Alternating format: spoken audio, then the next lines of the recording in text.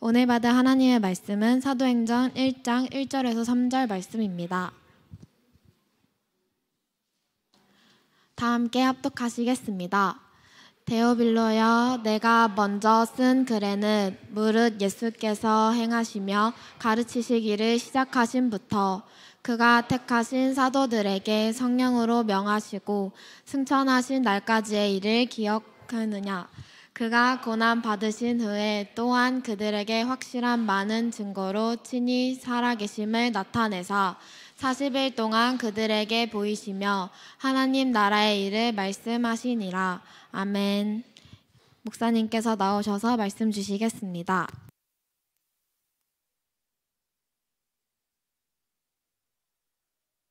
여러분에게 대단히 중요한 성령에 대한 이야기가 이제 시작이 됩니다. 예수님이 40일 동안 얘기를 했어요. 부활하시고 나서. 그럼 얼마나 중요한지 알겠죠? 그렇죠? 교회를 다니는데 진짜 재미없고 그러는데 가야 되고 이런 친구들이 있을 수 있어요. 잘 믿고 싶은데 안 되는 친구들 있을 수 있어요. 오늘 잘 들으세요. 자, 먼저 중요한 얘기를 두 단어를 이해합시다. 성령 강림이라는 단어가 있어요. 그리고 성령 세례라는 단어가 있어요.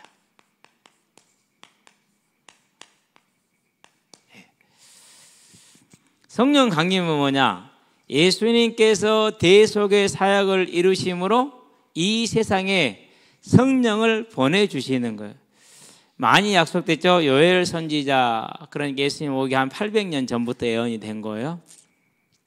성서 얘기를 했고, 예수님께서 또 사역 때 요한복음에서 말씀하십니다. 14장에서 내가 보혜사를 너에게 보내고 너희를 고아처럼 버려두지 않을 거야. 그러고 나서 오늘 이 말씀에서 이제 앞으로 쭉 이제 6절까지 나오는데요. 이제 약속을 다시 확인하고. 그래가지고 예수님이 부활 승천하신 이후로 하나님으로부터 성령을 받아서 이 땅에다가 성령을 부어주신 거죠. 성령이 오신 겁니다. 이 땅에 성령 오셨어요. 이 오신 성령이 각 사람에게 오시는 것, 각 사람이 10년 가운데 들은 걸 그걸 개인이라고 표현할게요. 그걸 세례라고 말을 해요. 성령 세례.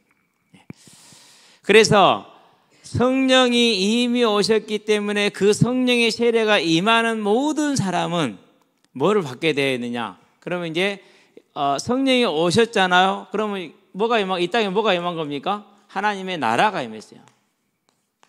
이 땅에.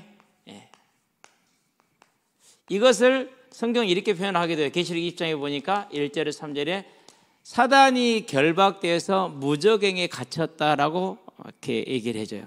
뭐 사단이 눈에 보입니까? 뭐 물건처럼 묶입니까? 아니잖아요. 그렇죠? 그래서 이제 성령께서 이 땅에 오심으로 언제나 하나님이 우리와 함께하게 된 거예요. 24시간을. 그전에는 안 그랬거든요. 하나님 오셨다가 떠나고 그러셨거든요. 그래서 하나님 나라가 완전히 임해서 사단이 결박이 된 거예요. 이걸 결박자들이 표현하는. 여전히 사단 활동을 하고 있는데 상징적으로 그렇게 표현을 해주는 겁니다. 자, 이렇게 오신 성령이 내 안에 오시는 것을 성령 세례다 이렇게 얘기해요. 그러면 내 안에 오시면 내 안에 하나님의 나라가 이루어진 거죠. 성취가 되는 겁니다. 저와 여러분 안에 하나님의 나라가 이루어졌어요. 그러면은 내 안에 하나님이 오셨기 때문에 뭐가 된 겁니까? 이제 우리 안에 성령께서 오셨습니다. 그래서 우리는 그 하나님 앞에 뭐가 된 겁니까? 이제 예배하는 자가 됐죠. 이분이 나의 뭐가 된 겁니까? 나의 왕이 되셨어요. 이걸 가르쳐서 그래서 왕으로 섬기고 사는 것을 예배다 표현하는 거예요. 예배자들 이렇게 그렇게 사는 사람을 예배자로 표현하는 거예요. 여러분은 예배자가 되기를 바랍니다. 자, 다음 시간에도 얘기를 하겠지만 다시 한번 여러분 먼저 말을 할게요. 그럼 어떻게 성령 하나님이 내 안에 오시느냐? 성령이 내 안에 오시면 어떤 일이 벌어집니까? 하나님이 내게 왕 되기 때문에 그분이 나를 다스리죠. 그분이 나를 다스리기 때문에 자, 이 나라가 하나님이 오셔서 나를 다스리는 나라인데 얼마나 강성한 나라입니까? 다른 것이 나를 이길 수 있어요, 없어요? 그 무엇도 이 나라를 무너뜨릴 수가 없어요. 왜요? 하나님이 계신 하나님의 나라. 만왕의 왕이요 만주의 주신 하나님이 계시는 나라이기 때문에. 근데 그게 저와 여러분 안에 있다. 그럼 어떻게 됩니까?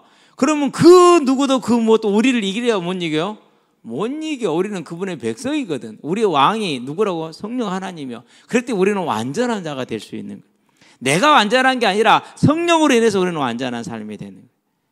그래서 이 예배자는 뭐가 맺히게 되느냐? 하나님이 왕된 삶의 열매들이 나오게 됐어요. 이걸 비유를 들죠. 자, 살고 나면 뭐가 달립니까? 살구가 달리죠. 포도 나면 포도가 달리죠. 포도 나면 살구 달릴 일이 없어. 그러죠. 자, 콩 심으면 못 난다고요? 콩이 나. 팥 심으면 뭐가 나? 팥이 나. 콩하고 팥 여러분 구분 못 할 거예요? 저는 그래도 대부분 구분을 하는데, 그러니까 하나님이 내게 왕으로 하신 내 삶의 열매가 오게 돼 있어요. 그것을 갈라디아서는 이렇게 말합니다. 5장에서 22절에서 23절에 사랑과 희락과 화평이라고 그랬어요. 오래 참음과 자비와 양선과 온유와 양선, 선을 추구하는 걸 말해요. 온유와 절제라고 그랬어요. 그러면서 충성이라고 그랬어요. 겸손과 충성, 이런 것을 그 말자가 아무도 없어요.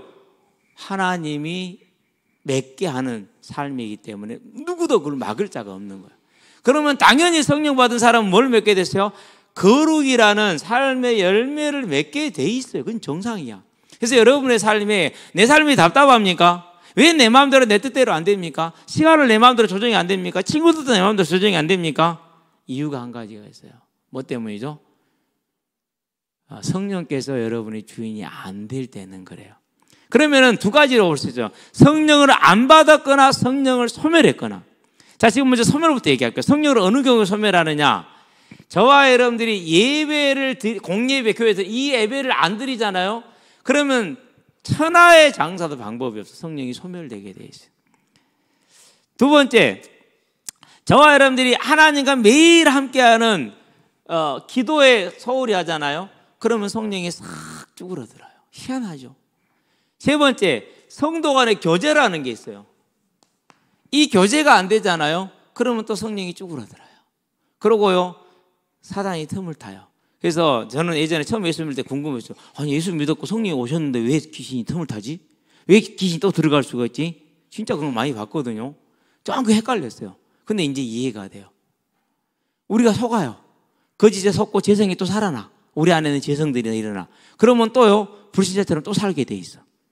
그래서 이 시간에 이거 하면 안 되는데 그거 하고 있어. 이거 이렇게 하면 안 되는데 하고 있어. 이거 해야 되는데 못해. 그것도 그렇게 되는 거야.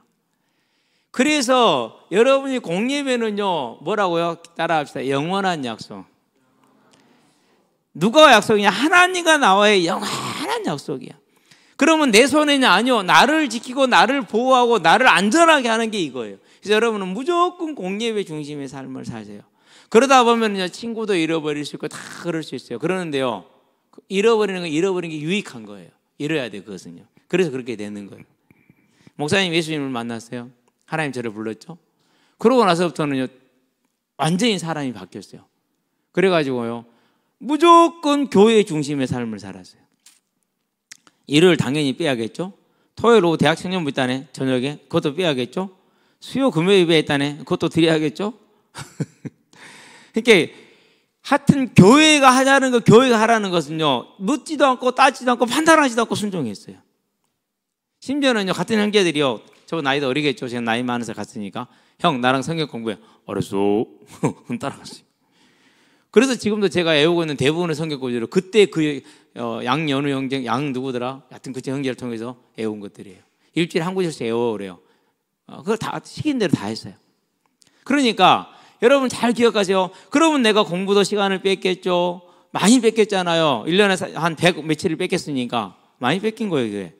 그런데도 불구하고 내가 하는 공부량은 차이가 안 나. 뭔 일이지 이게 지금? 이건 비밀이야. 이건 모르는 사람들은요, 자기 생각으로 다 하는데요, 자기 생각으로 교회를 다녀요. 힘들어요. 그러면 많이 힘들어요. 이해 못해요. 상종 안 돼요. 교제 안 되죠, 당연히. 그러니까 여러분 꼭 그렇게 하세요. 뭐 하느냐? 공예배에 승리하고 반드시 기도에 승리해야 돼요. 대부분 기도 안 하거든요. 짧게 한다고요? 아니요. 시간과 장소를 구분하지 않으면 기도 안 돼요. 100% 안 돼요. 그건 뭐 방법이 없어. 그래서 바울도 항상 평생을 뭐 했습니까? 시간과 장소를 구분했어요.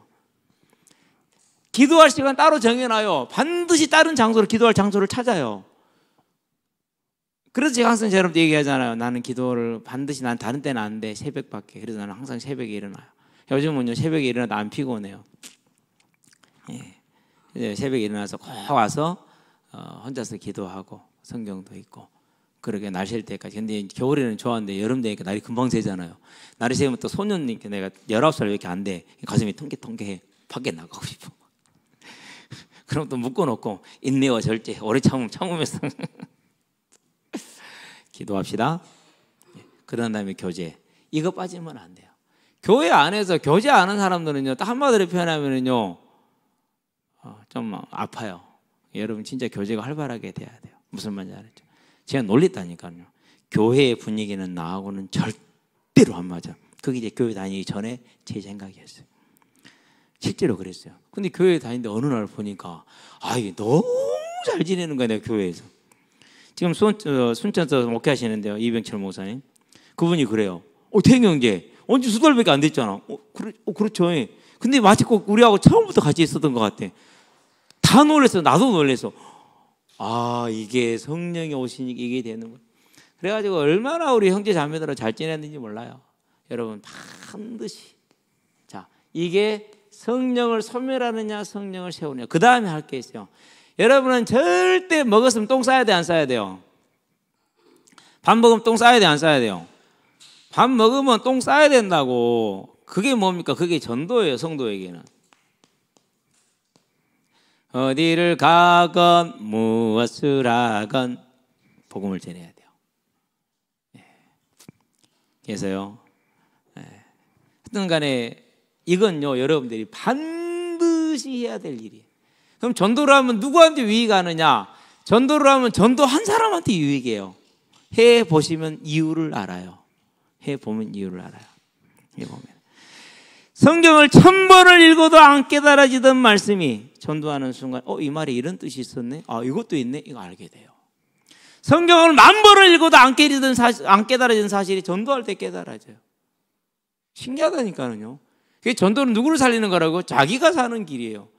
전도 안 하고 살잖아요. 이상해져요. 자기 생각 속에서 이상형을 파라다이스를 그래요. 교회는 이래야 된다. 성도는 이래야 된다. 그게요. 청년의 때를 지나고요. 집사의 때를 지나고 권사의 때를 지나고 장로의 때를 지났어요. 그럼 어떻게 됩니까? 말할 수 없는 어려운 사람이 돼버려요. 그래가지고는 하여간에 지 생각으로 모든 걸 해야 되니까 다르거든요. 그것이 완전히 다르거든요. 여러분 반드시 이 4가지는 잊어버리면 안 돼요. 전에는 예배와 성경과 기도와 찬양과 이걸 얘기했죠. 그거 다 들어가는 것이. 자, 그런 다음에 성령을 아직 못 받은 사람이 있을 수 있어요. 분명히 그래요. 어떻게 하면 되느냐? 이렇게 나와요. 다음 주 성경 구절입니다. 본문 구절이 다음 주 2장 38절. 제 1번이 뭡니까? 그게 회개예요. 이 회개는 이런 걸 말해요. 이걸 말해요. 실은 이걸 죄를 발견하는 거예요. 죄가 뭐죠? 하나님이 내 하나님이 아니야. 내가 하나님이고 세상이 하나님이야. 그걸 불경이라고 그래요. 제가요 오늘 아침에 혼자 있다가 뭘 깨달았냐면 몸소리가 소름이 돋을 정도였어요. 뭐였냐면요, 우리 이 땅에 복음이 된 것은 전화된 건 한 100년이 좀 넘었는데 그 전에 사람들은 뭐지? 그 생각을 했어요. 세종대왕 얼마나 훌륭해요. 이순신 장군 얼마나 훌륭해요. 영조, 정조 얼마나 훌륭해요. 정말로 훌륭한 사람들이. 그 외에 훌륭한 사람들이 정말로 많아요. 우리가 감히 그림자도 받기 어려울 정도로. 그런 다음에는요, 이스라엘에게는 하나님이 나타나셨지만 나머지 모든 사람들에게는 수천 년 동안 안 나타나셨어. 그들을 버려두셨어. 그러면 그들은 다 어디 간 거예요? 심판받고 다 지옥 간 거야. 그럼 뭘 뜻하는 겁니까? 하나님이 두려워졌어요. 와, 그 수십억 명의 하나님을, 생명들을 하나님은 버릴 수도 있고 살릴 수도 있고. 그런데 나는 뭐냐? 그 시대에도 속하지 않고, 어느 시대에 속하지 않고 은혜의 시대에 복음을 받은 이 시대에 내가 살아서 나는 구원을 받았네. 그때 뭘 느꼈냐면요, 하나님에 대한 두려움을 느꼈어요. 아, 이분은 멸하기도 하고 살리기도 하시는구나. 그게요, 그게 저와 여러분의 정상적인 자세고 반응이에요. 그게 없다, 아직 성령 안 받은 거예요. 진짜 그 조심해서 잘 들어야 돼요. 그런 다음에 내 삶에 지어온 죄들이 있을 거예요. 경건하지 않았던 것들. 저는요, 그걸 다 숨겨놓고 있었어요. 왜 그러냐면요, 초등학교 때부터 누구한테 지적을 받아본 일이 없어요. 안 믿겠지만 실은 그런 사람이 있어요. 저 같은 사람은 진짜로 그랬어요. 만약에 동네 어른들이 나한테 뭔 잔소리를 한다 그러면 가만히 듣고 있다가 팩폭을 때려요. 이랬잖아요, 그러셨잖아요, 저랬잖아요. 그렇게 삶이 엉망인데 누구한테 뭐 해라고요? 그럴 자격 없잖아요. 하지 마세요. 앞으로는. 그럼 저놈 새끼가, 아니 저놈 새끼가 아니라 사실이잖아요. 누구 집 새끼야? 우리 아버지 아들이에요. 김양진, 김자 양자 진짜. 얼마나 당돌했는지 몰라요.